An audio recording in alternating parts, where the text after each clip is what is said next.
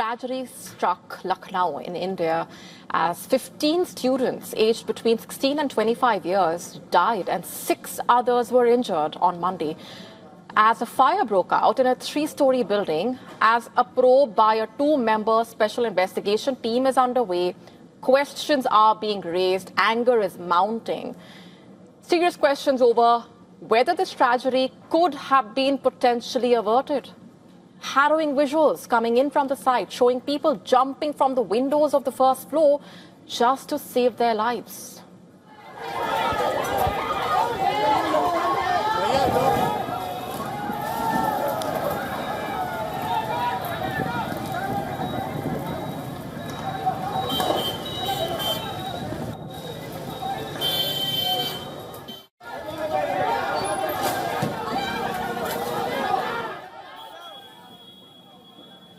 The fire broke out at an animation coaching center operating in a building in Lucknow. As per reports, students were trapped inside the center as its entrance was secured with a digital lock that required a thumb impression to open.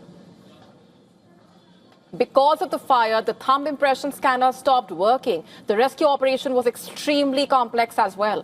As per the State Disaster Response Force, emergency responders had to cut 2 large holes through the thick exterior walls of the building just to gain entry and facilitate the evacuation.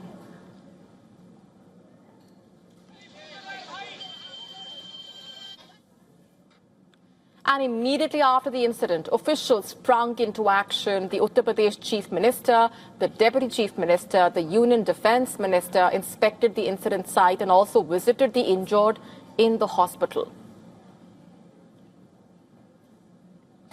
The Uttar Pradesh Chief Minister vowed that the culprits will not be spared and announced assistance of 500,000 Indian rupees to the kin of the deceased and 50,000 to those injured. The probe has thrown up a crucial question. How exactly did a structure approved as a residential building host commercial shops and educational facilities?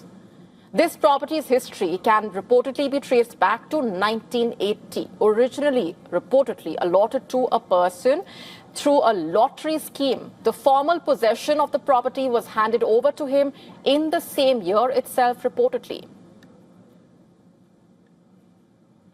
In the year 2013, he sold the property reportedly to another man. A year later, the building spread over 1,992 square feet received the approval for residential use, while the Lucknow Development Authority issued a demolition order reportedly in May 2016 against the unauthorized construction on the premises. Reportedly, the order was revoked 2 months later.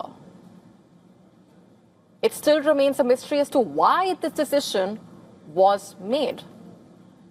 And amid these questions, 4 officials, including Executive Engineer Gaurav Kumar, Assistant Engineer Anil Kumar, and Junior Engineer Pramod Pandey, have reportedly been suspended following the directives of the Uttar Pradesh Chief Minister.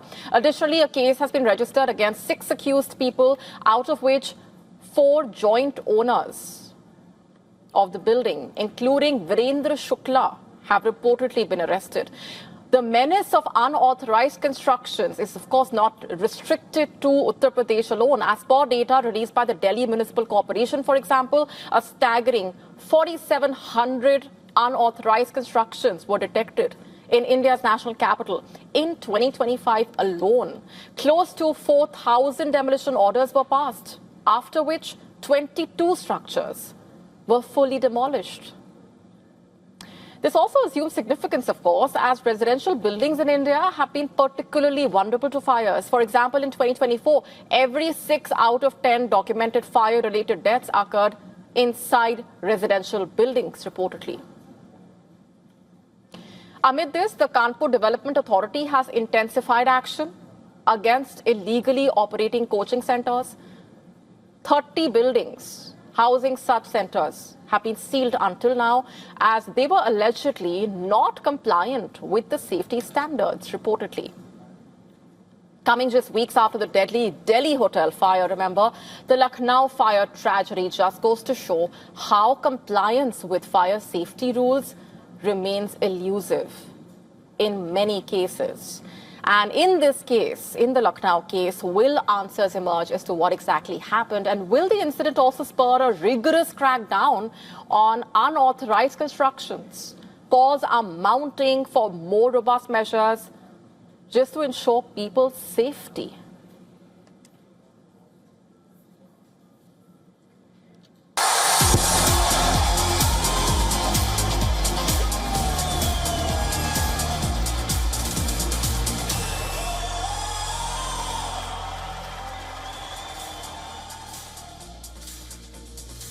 From jerseys to boots, football's biggest tournament is also becoming a global fashion runway of sorts. The 2026 World Cup is not just producing stars and stunning goals, it's also painting the game bright pink, quite literally. Why are we saying that? From Croatia's goalkeeper to a majority of England's football players, hot pink has emerged as the tournament style statement, as well as one of the most recognizable visuals of this World Cup. The same color has appeared on referees' shirts, on the boots of players like the England goalkeeper. Even referees have embraced the trend, it seems, with officials sporting bright pink shirts, perhaps underlining how deeply the color has permeated the modern game. The trend stretches beyond one tournament. The Barbie movie craze of 2023 pushed bright pink back into mainstream fashion, remember? And football brands, players have perhaps embraced the color because it stands out vividly against the green pitch. And as per experts, appeals to an evolving and fashion-conscious fan base. Clubs have followed the trend as well. Arsenal introduced a popular baby pink third kit, while Inter Miami made pink its identity. The sight of Messi in pink in 2023, following his transfer, perhaps further cemented the color's place in football culture. And with stars like Mbappe dominating headlines in pink, football's hottest color may now be just as memorable as its biggest moments.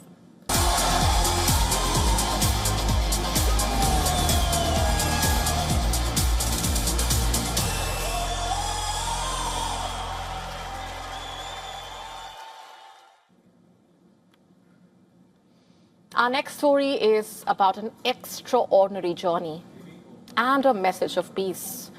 At the FIFA World Cup, Iran left behind a handwritten note that carried more than just heartfelt words. It carried hope.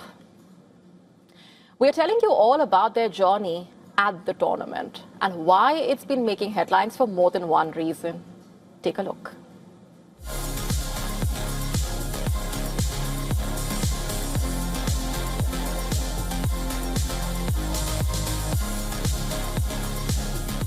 The FIFA World Cup, a high-octane tournament to win football's biggest prize. For one country's team in particular, the tournament this year has been an extraordinary test.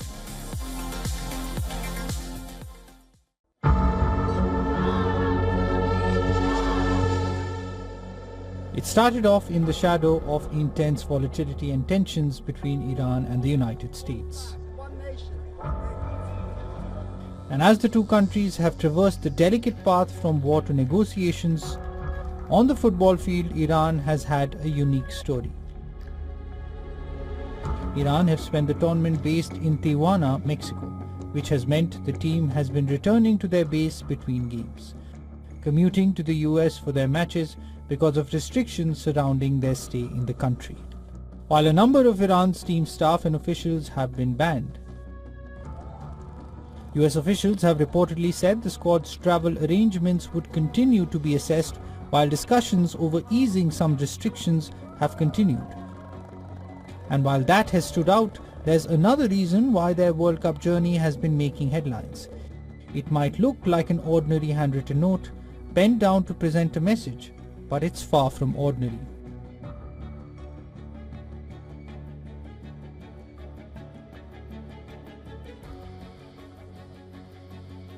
It is a message of peace, A handwritten note that carried more than just heartfelt words. It carried hope. This is the note Iran left in their locker room on Sunday, thanking Los Angeles for its hospitality during the World Cup, and saying they are leaving with dignity after a 0-0 draw with Belgium that kept alive their hopes of reaching the knockout stages. Los Angeles had hosted 2 of Iran's Group G matches. Now what does the note say? From the ancient Persia of thousands of years ago to the civilized Iran of today, the spirit of Iran remains alive and steadfast. Thank you, Los Angeles, for your hospitality. We came to Los Angeles with pride and competed with honor and leave with dignity. The note also thanked Iranian supporters who gave their heart, voice and soul for the team during the 2 matches, and ended with a call for peace, respect and friendship among all nations. The message ends with words that carry tremendous weight and hope. May peace, respect and friendship prevail among all nations. As far as the travel restrictions are concerned, Iran coach Amir Ghalenoui has repeatedly criticized the restrictions imposed on the side, saying the team has faced challenges no other side have had to endure. Iran, who drew 2-2 with New Zealand in their opener at Los Angeles, play their final group match against Egypt in Seattle on June 26th.